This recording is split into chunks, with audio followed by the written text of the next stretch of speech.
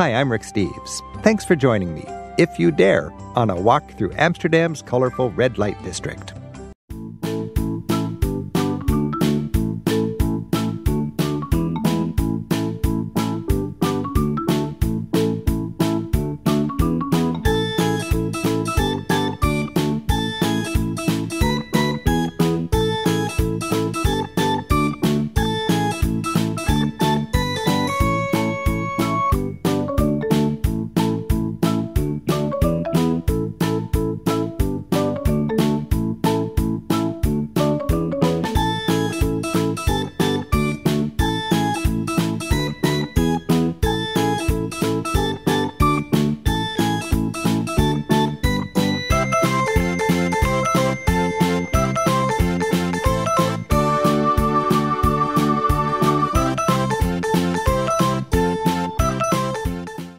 Amsterdam's oldest neighborhood has hosted the world's oldest profession since medieval times.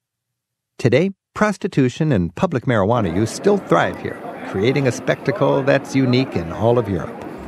We'll see history, sleaze and cheese, Thai transvestites in windows, drunks in doorways, cruising packs of foreign 20-somethings, cannabis being enjoyed, and sex for sale.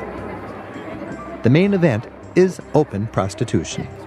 Ladies in bras, thongs, and high heels standing in window displays, offering their bodies for sale, and it's all legal. As you walk down Warmestraat, you're walking along one of the city's oldest streets. It's the traditional border of the neighborhood tourists call the Red Light District. Amsterdam was a port town, located where the river met the sea. The city traded in all kinds of goods, including things popular with sailors and businessmen away from home, like sex and drugs. The sex trade has been plied here since the 1200s. You'll soon reach the intersection of Warmestraat and Weidekerksteg. Here you can look to the right to see the old church tower. We'll be heading to the church in a moment. But first, just stand here at the intersection for a second and look around. Notice the gay rainbow flags and the S&M flags. That's black and blue with a heart. Also notice the security cameras and modern lighting. Freedom reigns in this quarter, but everything is kept under a watchful eye by the 2 neighborhood police departments. At number 97, you'll find the Elements of Nature Smart Shop.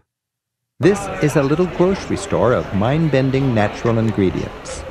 Smart shops like this one are clean, well-lighted, fully professional retail outlets that sell powerful drugs, many of which are illegal in America. Some of their natural products are harmless nutrition boosters, like royal jelly. You'll also find organically grown tobacco and herbal versions of popular dance club drugs like ecstasy. The big item here is marijuana seeds. Hallucinogenic mushrooms used to be big business here, but the EU made them illegal. To get around that, smart shops now sell mind-bending truffles. Since truffles grow underground, they're technically not mushrooms. Some shops have video arcades of porn films charging by the minute. Haven't these guys heard of the internet? Park yourself at the base of the tower and take in the church. There's a lot to observe from here. Including nearby prostitutes in windows. Hi, ladies! Rick, please. The church was begun about 1300. Construction continued in fits and starts for the next 300 years. If you pay the admission, you'll see a big empty church with 2,500 gravestones in the floor. The most famous grave is Rembrandt's wife, Saskia. Fact: Amsterdam has on average about 12 drownings every year. When the bodies are found, they're mostly men, with zippers down. Imagine the scene. A guy is drunk as a skunk at 3 a.m., goes to the edge of the canal to take a pee, and falls in. Rick, you are a fountain of fascinating statistics. Affirmative. And here's another one. Amsterdam's very first marijuana coffee shop opened in 1975. And there it is. Now there's a chain of bulldogs all around the city. Recently, the Netherlands has proposed new laws to forbid sales of marijuana to non-residents. Their big worry is European drug dealers who drive over the Dutch border, buy up large quantities, and return home to sell their marijuana. But the mayor of Amsterdam has been adamant that the city's coffee shops will remain open. It's a big draw for out-of-towners, and the city believes that making marijuana illegal will not reduce consumption. It'll just drive business back into the black market, enriching criminals, and it'll cause crime on the streets to spike. The legal situation surrounding marijuana in the Netherlands is always evolving. Stay tuned. But enough about drugs. Let's turn to sex. Get ready. We're about to dive right into one of the neighborhood's main streets for legal prostitution. You're right in the thick of high-density prostitution. We'll walk the length of the block, then turn right at the intersection up ahead, which leads directly back to the church. As you go, you pass window after window of women in panties and bras. They wink at the horny men, rap on the window to attract attention, or look disdainfully at sightseers. This alleyway is just one of several in the area. You can take your time here and then explore deeper. Or you can hurry to the end of the block and turn right and go right back to the church. That's for me. Meet you there. The system is simple. A customer browses around. A prostitute catches his eye. If the prostitute's interested in his business, they're selective for their own safety. She winks him over. They talk at the door as she explains her price and what she has to offer. Many are very aggressive at getting the man inside, where the temptation game revs up. A price is agreed on and paid in advance. A typical visit can cost 30 to 50 euros for 20 minutes or so. The man goes in. The woman draws the curtain.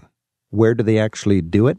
The rooms look tiny from the street, but these are just display windows. There's a bigger room behind or upstairs that comes with a bed, a sink, and not much more. So you've heard. The women are self-employed, entrepreneurs, renting space and running their own business. They usually work a 4 to 8 hour shift. A good spot costs 100 euros for a half-day shift and 150 euros for an evening. Prostitutes have to keep their premises hygienic, make sure their clients use condoms, and avoid minors. Popular prostitutes can make about 500 euros a day. They fill out tax returns, and many belong to a loose union called the Red Thread. The law, not pimps, protects prostitutes. Blue lights, rather than red, mark where transvestites do business. Wherever you may have wandered, return to the old church. Are those directions or a moral exhortation? Whatever works for you. As you circle around back, you start seeing older, plumper, and cheaper prostitutes. Different zones feature prostitutes from different lands: Asia, Africa, Eastern Europe. The area sure looks rough, but aside from tricky pickpockets, these streets are actually pretty safe.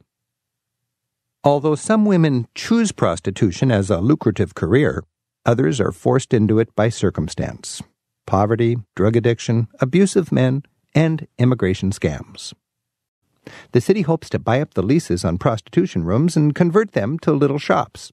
Windows that once showcased girls for rent now showcase mannequins wearing the latest fashions, lit by lights that aren't red.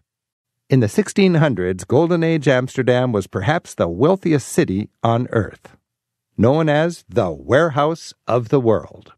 I thought it was the Venice of the North. Our final stop is just next door, the Sensi Seed Bank store. This store serves as the museum's gift shop. Its products are geared towards cannabis growers. They sell seeds, how-to books, and related knickknacks. Most of the pot sold in Amsterdam's coffee shops is grown locally. Technological advances have made it easier to cultivate exotic strains. Each coffee shop is allowed to keep an inventory of about a pound of pot in stock at any one time. A shop can lose its license if it exceeds this amount. With moves afoot to try to shut down Holland's marijuana business, the coffee shops are on their best behavior. On a good day, a shop like, say, the Bulldog sells about 6 pounds, requiring 6 separate deliveries. Shops with better boutique suppliers get the reputation for having better quality weed. These are the places that proudly display a decal announcing them as winners of Amsterdam's annual Cannabis Cup. We've talked a bit of history, a little politics, and a lot of sleaze. Congratulations, you've survived. Now, go back to your hotel and take a shower.